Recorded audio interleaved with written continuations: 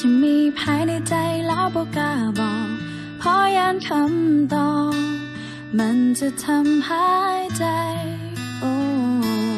เก็บไว้ในใจจนนานอยากให้เจ้าหัวเคยนั้นมีหาให้เจ้าคนเดียวจะต้องทำอย่างไรไผก็บอกให้เฮาบอกไปบอกฮักจนนั้นมันจะยากบนได้ถ้าเจ้ามีใจก็คงจะดีแต่ถ้าเจ้าบ่สนใจและเคยจะทำอย่างใดดีอยากให้รู้แต่บอกกล้าบอกอยากจะบอกไปแต่มันเว้าบ่ออก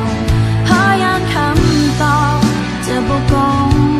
กับสิ่งที่ต้องการฟังและต้องเก็บไว้ในใจแบบนี้ความอัดใจมันเพิ่มขึ้นทุกทีจะบอกหานั้นมันบ่ง่ายอย่างที่ไผก็คิดกัน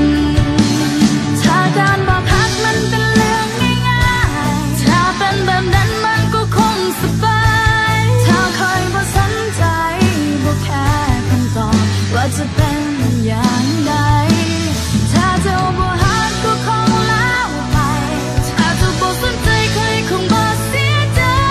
แต่มันบ่เป็นอย่างนั้นผู้บ่เคยมีความหวังอยากให้เจ้า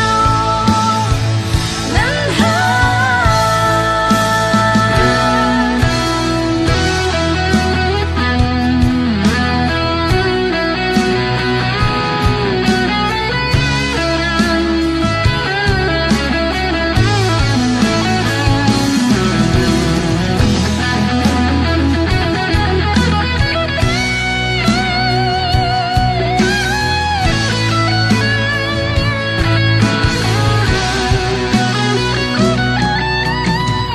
ไผก็บอกให้เฮาบอกไปบอกฮักเท่านั้นมันจะยากบนได้